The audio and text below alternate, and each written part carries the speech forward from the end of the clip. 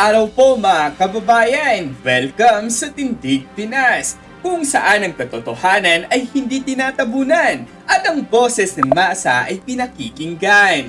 Bago tayo magsimula, huwag kalimutang i-like, i-share at mag-subscribe sa Tindig Pinas para sa mga balitang hindi basta-basta inilalabas ng mainstream. Tara na't simulan na ang ating breaking news! Usap-usapan ngayon ang dalawang campaign ads na sabay-sabay na nag-viral. Una, ang video ni VP Sara Duterte kasama si Senator Amy Marcos. Pangalawa, ang endorsement ni VP Sara kay Camille Villar. Para sa maraming taga-subaybay, malinaw ang mensahe. May pahiwatig ng paghihiwalay sa panig ng Marcos. Tila bang pinapalakas ni VP Sara ang sariling alyansa habang papalapit ang halalan.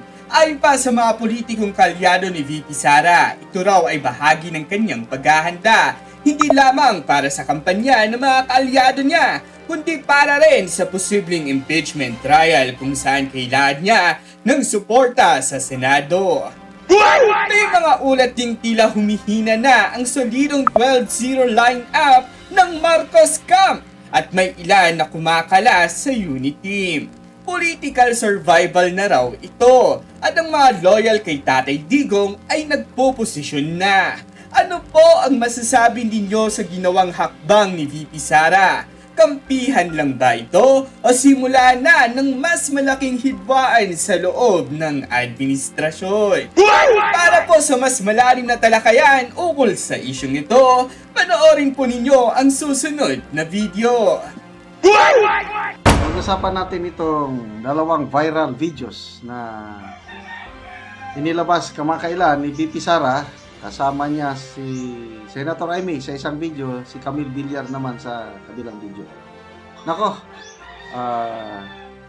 sumasakit ang ulo ng Administrasyong Marcos, lalo ng alyansa, dahil sa short videos na ito, mga campaign ads. Una, yung itim, campaign ads ni Senator Amy at VP Sara. Ito, pangalawa, kahapon lang lumabas itong campaign ads ni VP Sara at Camille Villar. To me, malaking sampal sa administrasyon, lalo na sa alyansa. Dalawa na sa alyansa ay pinagmamalaking solid 12 na 12-0. Wala na. Kumabilang bakod na. Okay, pakinggan natin itong campaign ads ni VP Sara at Camille Villar. Sa panahon ngayon, kailangan tunay na kaibigan. May malasakit sa bayan, mga mahihirap, tinutulungan. Kay Camille Villar, panatag ako. May magandang bukas na parating. Sa magkakaibigan, Walang iwanan. kabuotan ni Madam. Sa panahon ngayon, kailangan tunay na kaibigan. May malasakit sa bayan, mga mahihirap, tinutulungan. Kay Camille Villar, panatag ako. May magandang bukas na parating. Sa magkakaibigan, Walang iwanan. Okay. kabuotan ni Madam. Klaro na. Nung una, picture lang. Yung mag-amang Villar, Manny and Camille, with VP Sara, naka-Duterte silang tatlo. Ngayon, campaign ads na. Nagbabiral na yan eh. At sa mga nababasa kong comments, marami ang nababasa kong comments na bobotohan nila si Camille Villar dahil inendorso ni VP Sara. Sa panahon ngayon, Okay, basa ako sa mga comments dito. Wilfredo Pardoria. Yes, VP Inday Sara, nasa inyo po pa rin ang tiwala ng mga Pilipino. Thanks for endorsing Bonsong Camille Villar for Senator. Kailangan natin siya for the bill on free potable water. Act on every situ and barangay, every kilometer marker on the road. Ibalik natin ang hand pumps for alternative water supply on summer. Rowena Porto. Straight vote po kayo sa akin, Ma'am Camille. Okay. So, Michael Merla. Tubig. Okay. Cheche Jamerlain. We will vote for you, Ma'am Camille. Basta sabi ni BP. Yan nga sa akin eh. Bago nagsalita, nag-endorso si BP Sara. Camille Villar, wala na yan sa akin. Amy Marcos, wala na yan sa akin. Kaya lang, nung nag-endorso na siya, kailangan strategic. Supportan natin. These are strategic moves ni Tatay Digong and BP Sara. May kaibigan akong nag-text. Kaya ngayon lang, sabi niya, Sir, Duterte, ako, plus, ang ipla-plus ko, Hunasan and Busita. Sabi ko, okay lang. No problem sa akin yan. Basta ako, iboboto ko si Senator Amy Marcos and Camille Villar. Sabi ko. Yung Busita, kasi gusto niyang botohan si Busita eh. Hunasan pala, sabi ko, Hunasan, no problem sa akin dahil naniniwala ko, pag manalong senador si Gringo Hunasan, tutulungan niya si BP Sara sa impeachment. Kaya ang rason ko is, bubutuhan ko Villar and Amy kasi kung manalo sila, siguradong tutulungan nila si BP Sara sa kanyang impeachment trial. Pati nga si Congressman Zia Adjong, nagsalita na siya na itong ginagawa ni BP Sara ngayon is pinaghahandaan niya ang kanyang impeachment trial. So, sabi ni Congressman Adjong, ito, kalaban nila sa politika, naintindihan ko ang prerogative ni BP Sara yan na mag-endorso ng ibang kandidato outside PDP. So, bakit niya endorse yung dalawa? Kasi kulang naman ng dalawa ang PDP. Bakit hindi? Pinili niya yung malapit sa puso niya, malapit sa puso ng Duterte, itong si Amy Marcos, kaibigang matalik ni BP Sara. Ang mga Villar, kaibigang matalik ng mga Duterte.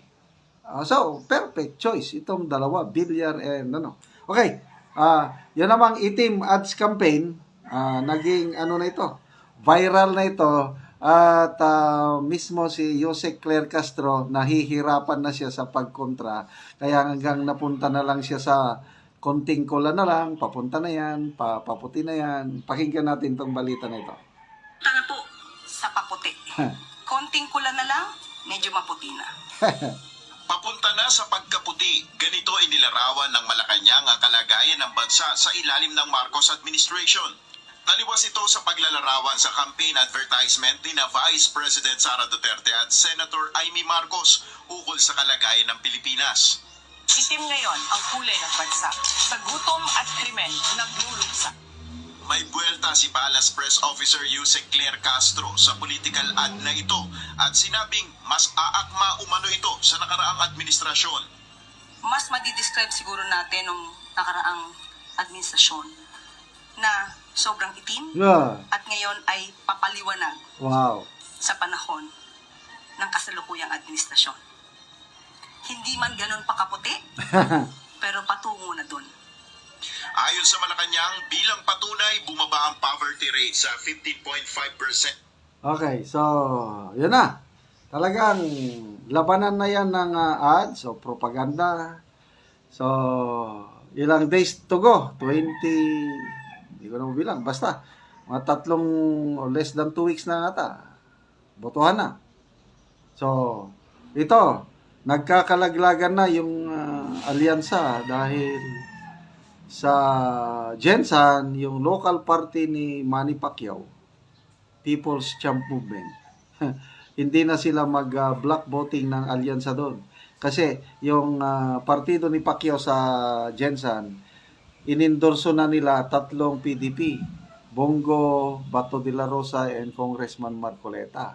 So kawawa naman yung mga nalaglag na mga alyansa. Ganyan na ngayon. So, reality yan sa politics, survival.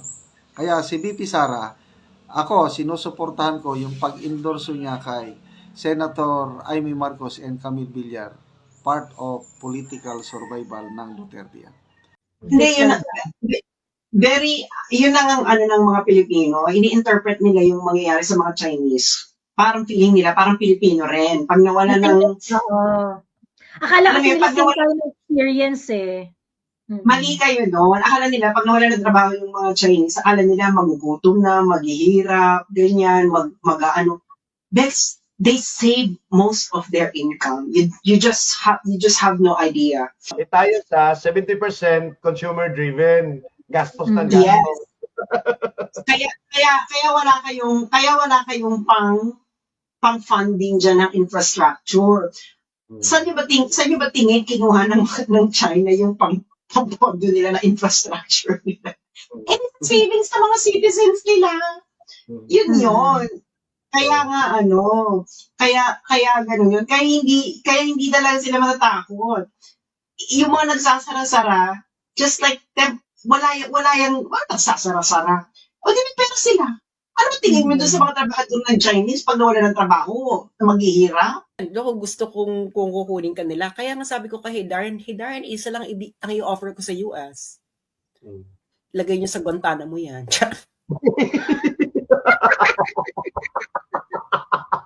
Kung kinuha ka ng US, yun lang yung request mo? Wala rin bayad. Oo, lagay mo ang gantano mo sa kay Darla. Sino nag-chika nun? Sabi naman nakuha yung balita na yan. Oo nga, sino nag-chika nito? Asan yung code? Sabi niya, will the CPC will help their citizens? Alam nyo, ibig sabihin lang niya, wala talaga kayong alam sa China. You cannot argue from the point of view of ignorance. Alam niyo ba kung magkano ang private savings ng mga Chinese in total? Guess what, guys? Magkano ba sa in as a percent of GDP yung private savings rate? They have one of the highest in the world eh. Sila ang highest in the world. Oo. Sila ang kanilang private savings ay as of 2023 is 19.13 trillion US dollars. 19.13 trillion US dollars. Yaan ang savings ng mga Chinese. Hindi po yan ang gobyerno. Hindi yung pera ng gobyerno. Pera yan ng mga Chinese. individual Chinese. So as a percent of GDP, magkano yun? I think it's about 40%. 40% of GDP yung savings nila? What the fuck? Grabe, no? Tayo walang 1%. 44.36%. Wow. Ang kanilang, tapos sila rin ang pinakamalaking foreign reserve sa buong mundo. Kaya yung sinabi nilang, wala kaming pakialam, ready kami dito. Alam yung tipong parang yung China, parang ito yung babae na may asawa, tapos sinabi siya ng lalaki, hihiwalayan kita, magugutom ka. Tapos yung asawa, ano ba? Okay, wala mo ako. Hiwalayan mo ako. Kasi yung babae merong savings. Maraming investment. Alam nyo na, pag ang babae, marami itong pera, tanong mo si Ibi. Pwede namin kung iwanan anytime. Ang babae, pag maraming pera, may sariling kayod, may sariling hindi mo yan matatak, hindi mo yan mabablackmail na iiwanan kita. Ganyan. Challenge yun. That's a challenge. Ganon din ang China. Kaya yung sinasabi nyo, will the CPC will help them? Ano ba tingin nyo sa China? Parang Pilipinas? Oo, kasi yung argument is is arguing Pilipinas, no? assuming that they have the same scenario dito sa Pilipinas or sa US. Ang hindi po pwede yun. Ang mga Chinese po, sila po ay nag-iipon. Kaya nga matumal ang domestic market nila dahil ang mga Chinese mas gusto nilang mag-save kaysa gumastos. Alam niyo na. Tayo sa 70% consumer driven. Gastos ng gastos. Yes. Kaya wala kayong pang funding diyan ng infrastructure.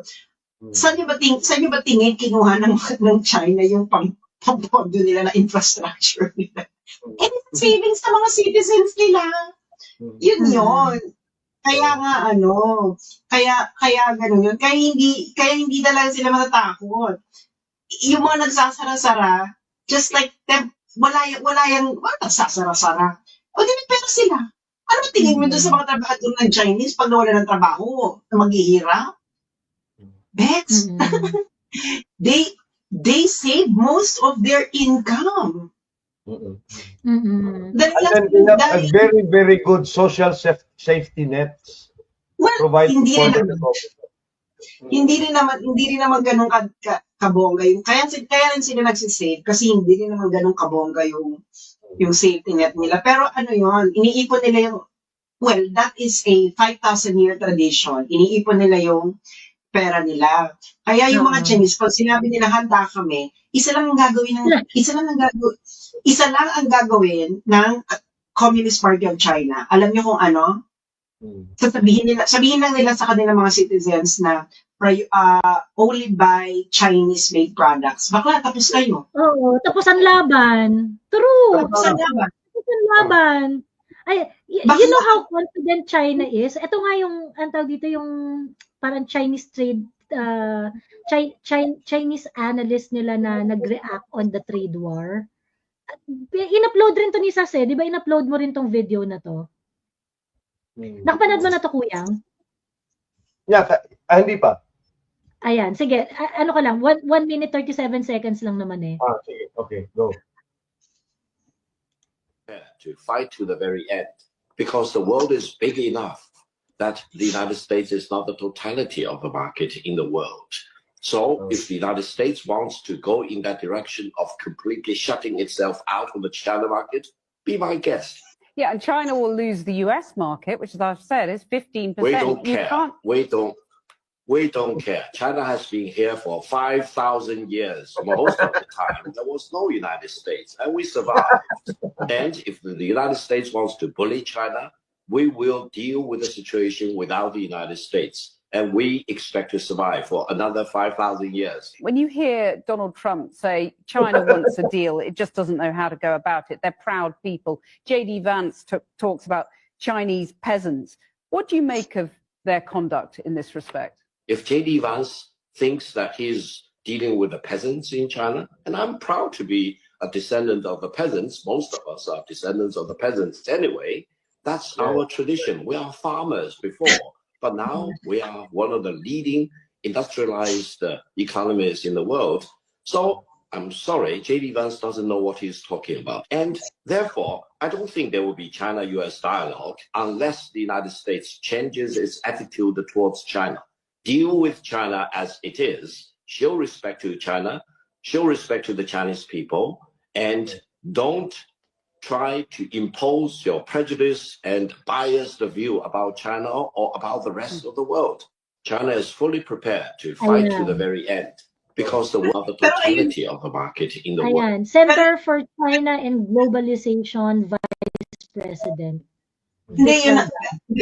Yun ang ng mga Pilipino, ini-interpret nila yung mangyayari sa mga Chinese. Parang feeling nila, parang Pilipino rin. Pag nawala ng... Akala kasi nila same kind of experience eh. Mali kayo doon. Akala nila, pag nawala ng trabaho yung mga Chinese, akala nila magugutom na, maghihirap, ganyan, Bex, they save most of their income. You just have no idea. Like, kahit yung parang si Andanar nga kinuwento niya sa akin yung mga boss niya or yung mga tao nakikita niyo kumakain ng 6 RMB na pagkain. Kasi mas gusto na lang nila i-save yung marami ka naman mabibili na 6 RMB na pagkain. So nasi-save nila yung income nila.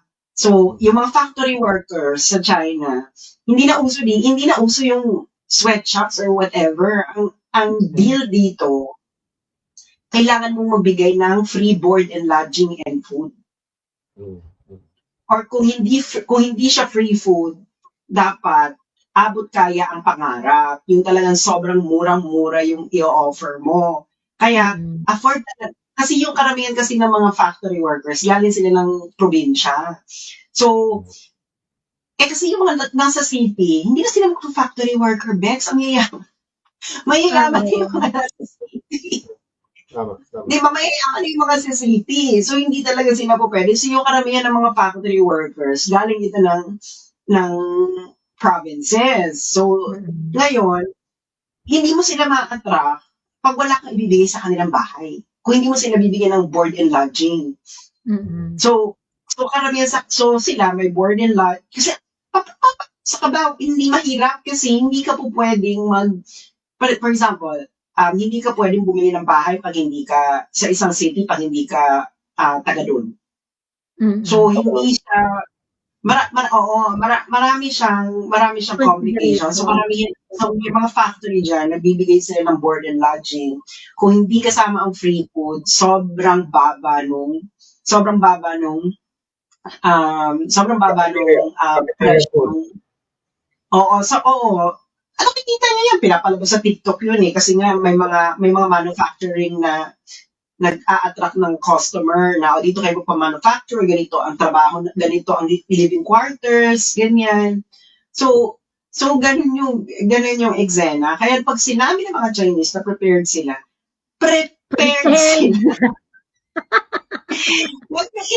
Wag nga itutulad yan sa gobyerno ng Pilipinas na pag sinabi nilang prepared sila, saka pa lang sila magpe-prepare.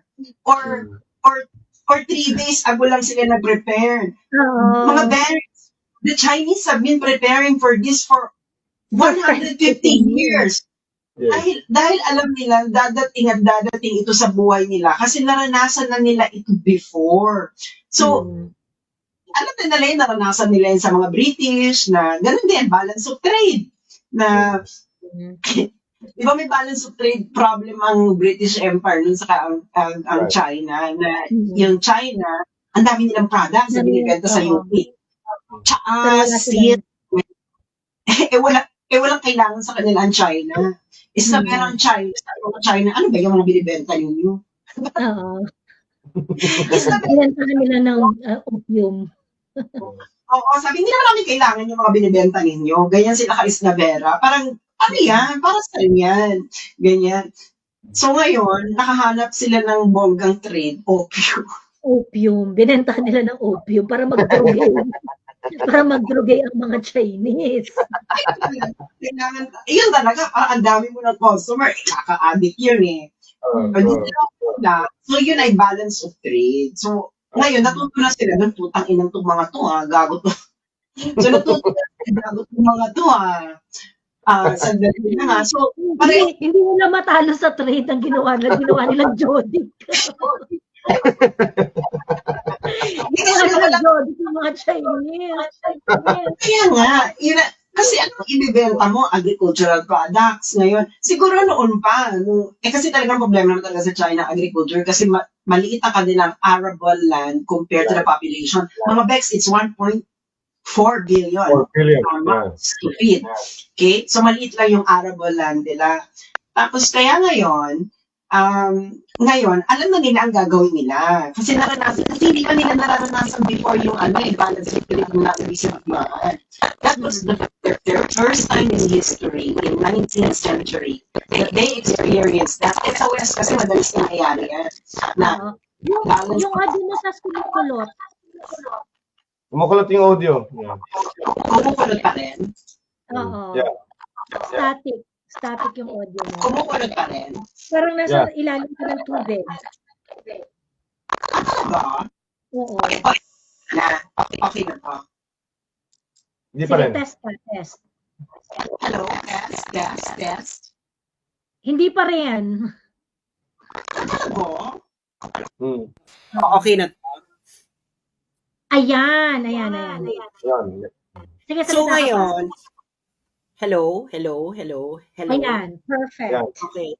So noon, hindi nila nararanasan yan na nauwi sa gera ang balance of trade. Noon lang nila naranasan yan sa mga Briton. And that was just in the 19th century. Tapos sabi niyo punyetang to Tapos nawala nila yung Hong Kong, nakuha sa kanila yung Macau, Wow. nakuha sa kanila yung island, yung Taiwan napunta sa Netherlands. Alam mo yung parang nagkawatak-watak sila, sabi putang inang tong mga to. So parang talagang hinati-hati sila ng mga yan. Kaya yan, yung mga Chinese, hinati-hati talaga sila. Oo. Kaya, yung China, galit sa Jodik. Kaya galit sa Jodik ang China. Dahil, natalo sila sa gera dahil karamihan ng mga sundalo nila ay Jodik. Jodik. Kaya ngayon, Sas, biniblame ngayon ng China sa fentanyl addiction ng mga Amerikano. So, ayun talaga. Opioid. Kaya galit sila. Kaya galit na galit sila. Kaya galit na galit sila sa Jody kasi nga sobrang legal legal ang mag-opium. So lahat nun sa China nag-opium. Sundalo, government official, lahat. So ngayon, pagdating na ng gera, paano ka nga mananalo sa gera? Jodik Santa Maria kayong lahat.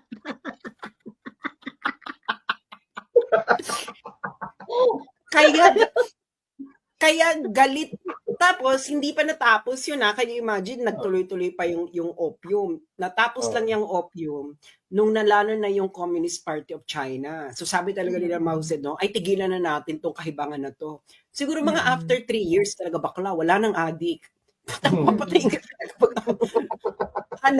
So parang nagbago lahat, tapos lahat ng Chinese pinapalaki yan, pinapaalala sa kanila yung nangyari kasi yun talaga ang pinakamasamang, well, hindi naman yung pinakamasama, pero isa sa mga pinaka-recent na pinakamasamang nangyari sa kanila. Kasi talagang pinaghati-hatian sila. Kasi yung Mongol invasion, at least yung Mongol invasion, nag-rule naman sila ng medyo may katinuan din naman kahit papano. So parang na-assimilate siya sa Chinese culture.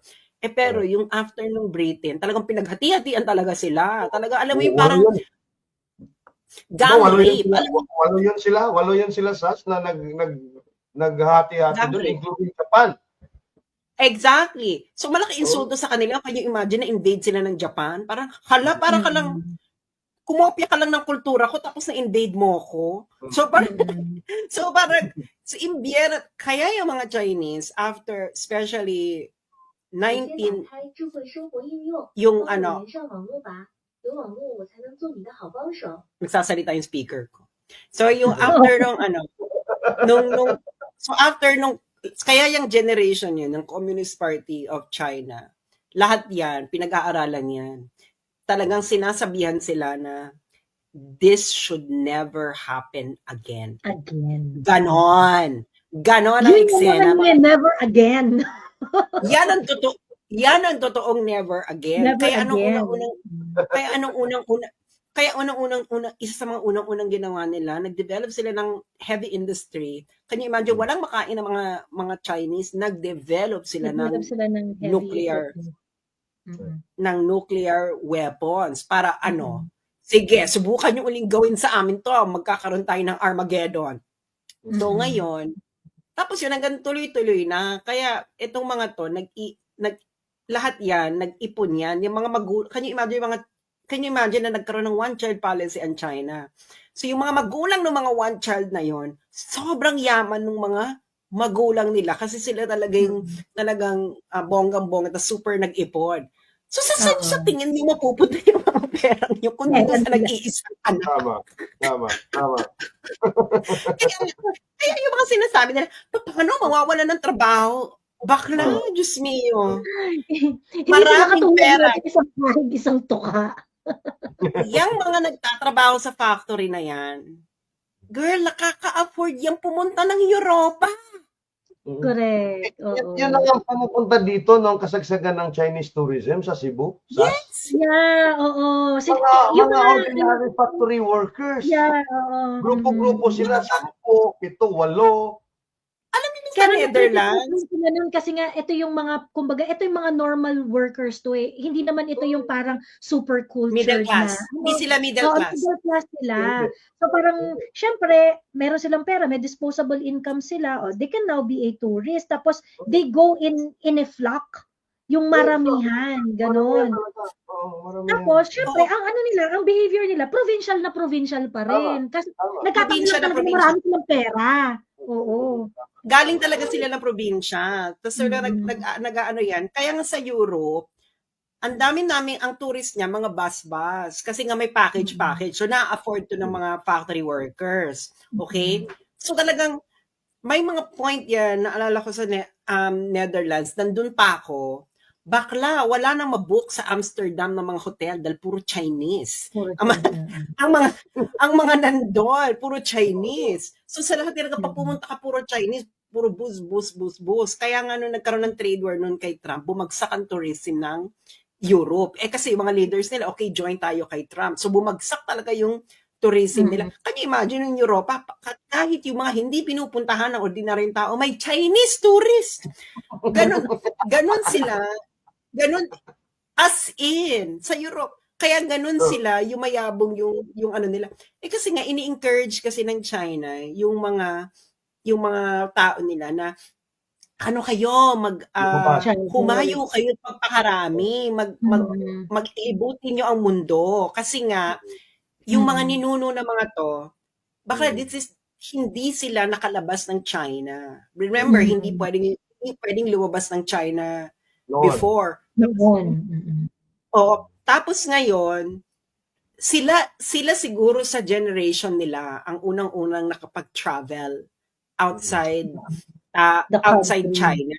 So, kaya yan lahat yung mga yan kaya gustong-gusto nilang mag-travel. Kasi nga, yung mga anak kasi yan, yung mga factory worker, mas maganda yung kinabukasan nila kasi educated sila eh. Yung mga factory worker naman kasi, these are people na hindi sila, na nagkaroon ng ganong education. Pero ganong opportunity.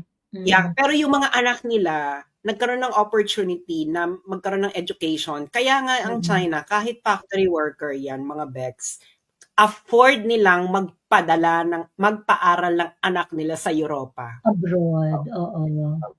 Kayo ba? Afford ninyo? Yung mga Chinese family na nagpapaaral ng anak abroad, ito yung mga hindi nakapasas dun sa mga local universities. Yes. Actually, hindi rin. Yung iba din talagang inaano talaga mag-aral ka abroad. Ini-encourage talaga nilang mag-aral abroad. Kaya pag makikita ka yan, yung mga parents nila, yung mga nag-graduate, makita mo yung parents talagang mukha talagang payak na payak yung pamumuhay. Kasi either mga ordinary shopkeepers yan, or nagtrabaho sa factory. Peasants talaga yung yes. They can afford it kasi nga iniipon nila yung pera nila, Bex. Ang mga Chinese parents, lalo na yung panahon na yan, kasi nga they really lived at a time na wala talagang makain sa China. So talagang ang ano talaga nila is every cent has to be saved in order to save for the rainy day. Kasi doon na kinalakihan nila na hindi nila alam kung bukas ay may kakainin pa sila. So ngayon, ginagawa nila, sinisave nila lahat. Kaya pag nakita mo yung mga older generation ng mga Chinese, yung mga parents ng mga to, yung kaedad mo, or yung kaedad ng Gen Z, kaedad natin, pag nakita mo yung mga parents nila, bakla talagang makikita mo talaga na parang, ay, mukha talaga silang peasant kasi talaga hindi talaga sila wala talaga silang lusa katawan. Kasi sinid nila lahat ng pera. Pero kasi 'di ba yung mga sorry, go ko yung EB. Even the Koreans na the same batch ng mga Chinese na mga peasants na parents, ganon din sila, parang peasants looking na talagang ordinary shopkeepers na yung may mga small farms. Parang ganun din yung itsura nila na they can afford to send their children to school abroad.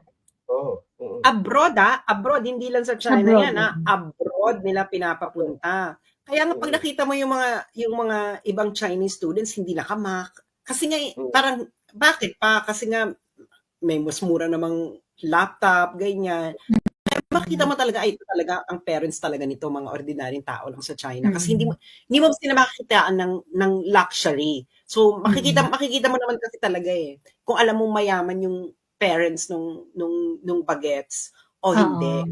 So pero afford nila parehong mag-aral sa European and US university kasi nga nag-ipon talaga yung mga magulang nila. Can you imagine how many years of saving is that? Tapos para lang gusto nilang bigyan ng mas magandang education yung anak nila kasi hindi nila naranasan. Ganun sila magtiis. Kaya pag sinabi nila wala kaming pakialam, kahit magutom kami ngayon, wala kaming pakialam, nagawa na namin yung before. Sa yung culture rin kasi na yung I was able to discuss this with some Chinese people when I visited China. Ang malakas daw kasi rin yung nila, yung kumbaga yung parang they want to enter yung top school dun sa mga probinsya nila. Ganon. Malakas yung ganon. Yung kumbaga parang yun talaga yung goal. Yun talaga yung goal. Kailangan makapasok ako sa mga university, yung top university nila dun sa iba't ibang probinsya nila, ganyan-ganyan. And then, kapag hindi ka nakapasok, saka ka mag-analyze ng options mo na, di mag-abroad ka or pasok ka sa yung mag-business ka or whatever, ganon. Ang lakas nung nila, ang lakas nung drive nila to really for academic excellence. Kumbaga parang laban muna tayo sa academe, ganyan yung baka makapasok ka sa university, maging ka diyan, ganyan, maging dalubhasa ka diyan, ineme. Then if you weren't able to parang beat the cut, ganon, o saka ka mag-isip kung ano yung alternative, ano yung next na Pero yun yung priority nila na ay dapat muna makapag yung magpakadalubhasa muna tayo, ganon. Kasi culture nila yan for thousands of years. They value scholarship. They value scholar. Kasi yun, unlike sa Pilipinas. I think kasi sa family household expenses dito, siguro ang pinakamahal na yung education. Kasi yung tubig, pagkain, parang it's very affordable. Mura na. Saka kaya rin kasi kaunti lang. Can you imagine ilan lang i-educate mo na Chinese, tapos ilan lang yung school mo. Kaya talagang nagpapa-exam sila, hindi yung lahat okay. Parang kasi sa Netherlands kasi, walang exam ang university, mga backs. Pag dire-diretso. Socialist din kasi yung structure ng Netherlands. Afford nila kasi kakaunti lang naman sila. Alam mo yon. Pero China talaga nagpapa-exam talaga. Kaya may exam, kasama na rin talaga sa tradition na yan na hindi ka po pwedeng umangat kung bobo ka, hindi ka pwedeng umangat. Kailangan mag-aral ka. Alam mo yun? Hindi ka pwedeng umangat, bobo ka So mag-aral ka. Kung gusto mo umangat. Bakit sa atin pwede umangat kahit bobo? Ayun na nga totoo yan. Lowest ang merchants kasi ang tingin sa merchants kasi they only think about themselves. Right.